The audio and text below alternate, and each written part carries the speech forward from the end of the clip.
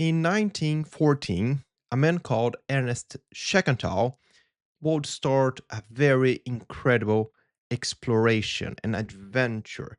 He would leave England with 27 men with a very clear goal that would be to cross Antarctica for the first time. That was going to be a very impressive thing and the first time in the human history that someone would cross from one side to another.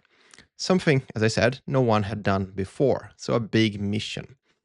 The ship called Endurance would leave England with all those 27 men and Ernest Shackleton on board in and start the expedition, start this mission. But in October 1915, they would actually get stuck.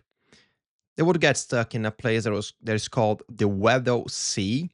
So frozen in place, no way back, no way forward, not possible to move the ship. And with that, the mission changed completely. Because in October 1915, the hull will start to break and the ship, Endurance, would actually sink. The whole and original plan was now missed and they need to focus on something else. What is this something else then? Well, for Ernest Shackleton, leading the expedition was to make sure that himself and the 27 men with him would be able to survive, to come back to their families alive. A very impressive thing as well, just as big as crossing Antarctica, right? But Ernest would put all his focus and attention to the new plan. He will decide what to eat, when to rest, when it's time to move forward, when it's time to stay calm and relax a bit, when it's moment to, find more food. He will take those important decisions. And for more than a year, he would be the one leading that thing. He would be responsible for knowing and to making sure that people were focusing on the right things. And in April 1916, he would cross more than 800 miles with a very small boat to find help. And he would succeed on that because in August of the same year, 1916, all the 27 men would be rescued and not one single death will be part of that expedition. A very impressive thing for both Shackleton itself, from his leadership aspect, but also from a human aspect, surviving with those people in a very extreme condition would be something that would uh, be scenario for books and movies later on. Actually, the book about this expedition, it's a very great reading, a very impressive one as well, and I'm sure that you're going to enjoy if you go into that adventure reading about that. So Shackleton knew when it was time to change the plan, to change the focus, to look ahead, because he had in his mind when he left England that he would do something that would be his mission, that would be the big human. He would go to enter to history with that thing, right? But something changed completely, and he had to focus again on what is the right thing right now in front of me. Of course, it is survival. And in this case, he would know when it's time to move forward, when it's time to walk, when it's time to rest. The problem, and we are going to see the connection here, is that we are not asking the same questions ourselves. When it's time to move forward, to move faster, to accelerate, when it's time to relax, stay where we are, this is actually a problem. The market is always asking for more performance, to more deliverables, to reach more impressive goals. High performance became almost like an identity, something that should be part of every single professional. They should deliver more with a good cadence. They should deliver, reach their goals every week. And next week, the goals is going to be a bit more stretched and they need to reach it again. So performance is being part of human work. And the more we grow in terms of economic perspective, the more we also expect from the people working on those companies. But this problem, unfortunately, it ignores a very simple biological reality. That is that humans' brain and body were not made to work in that high performatic way all the time. That is very easy to see when it's more related to the body, right? Because you can actually see something happening in front of you. So take for example with sports, if a team, a soccer team is playing 3 games a week with the same players, what is going to happen? It's quite obvious. Injuries would start, muscles will not be able to sustain that rhythm, and people were going to get injured and have problems. And it could be muscle problems, it could be other problems, but they will not be able to stay in high performance for all those games and keep themselves healthy during the whole season.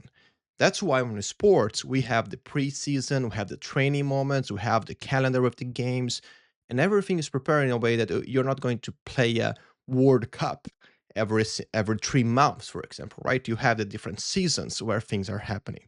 And in championships or national leagues where you have a very strong calendar that you expect people to be playing more and more, you also see more injuries happening. This is data.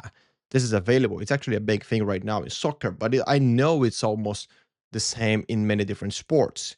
The more you need high performance athletes to be performing, the more you're going to see injuries if you repeat that, not respecting the biological way the body works, needing the rest, needing the time to relax, to prepare, to train, and be prepared for those high performance moments, right? Unfortunately, for the brain, it is not that easy to see those signs. You are going to have in the knowledge worker the request for more performance, for more deliverables, for more hours available. And what you're going to see after a while, people will start to burn out or leave their company or stop delivering because they cannot handle that expectation for high performance all the time. And here I'm not making a call for, less work or that we should change the way we work. My call is that you cannot only expect to grow without consequences if you don't understand what is healthy in terms of goal. In 2019, quite recently, the World Health Organization they included burnout in the international classification of disease. And this is now something that people understand. But of course, it's not only about burnout, right? It's not only about the final problem. It is also about, again, performance and deliverables. Because if you, as a leader, you expect your team to deliver more and better, you should also understand about those cycles and the seasons. And when is the best moment to push your team for high performance? And when is the best moment to actually step back and give them the time to prepare, to relax in a way that they can deliver, more steady deliverables instead of those that are pushing for more dedication and high concentration. So I know that it's hard to measure because it's not that easy to say when the brain is on its peak, when it's like you have a worker that is using their brain like an X%. It's not possible to measure that, right? But as a leader, you understand when are the peaks, when you expect more, when you expect a little bit less from the team, and you can divide it in a way that is actually connected to how humans work. There's a professor at the Stanford University called John Pancavel. He is an economics professor, and he studied the relationship between the hours worked and real productivity. And from this research, he discovered that people working above 55 hours a week would have like zero gain or productivity gains related to someone working less hours. We're talking about concentration work, like knowledge work, right? In the same research, he was able to prove that people working 70 hours would produce the same as those working 55 hours. And that is because it is the way that the brain works. It's not because of the specific people who have different skills. It's just how the human brain works for concentration activities, for knowledge work. There's another research from our Microsoft Work Trend Index from 2025 that will run a big analysis of 31,000 workers in 31 different countries. And 68% would say they do not have enough time to focus.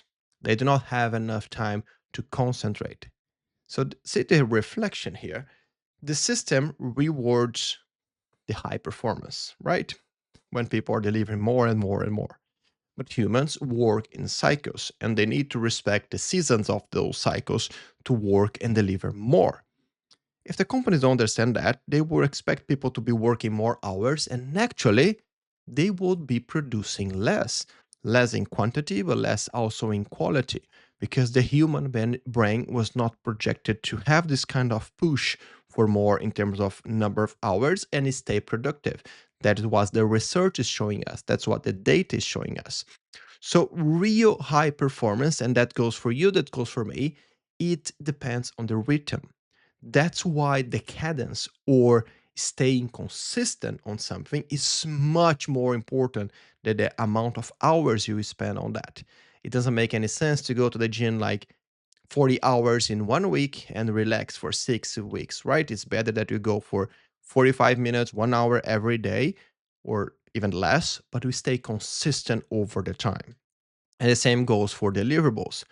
If you are consistent with your deliverables, with the dedication you put on some kind of activity, a little bit every single day is much better than a lot and then have a problem in your brain and not being able to keep doing that for more than a week, for more than a month, or more than a year, depending on the kind of work you do. It's better to move steady but continuously forward instead of put a lot of effort and see your brain fry, not be able to move forward.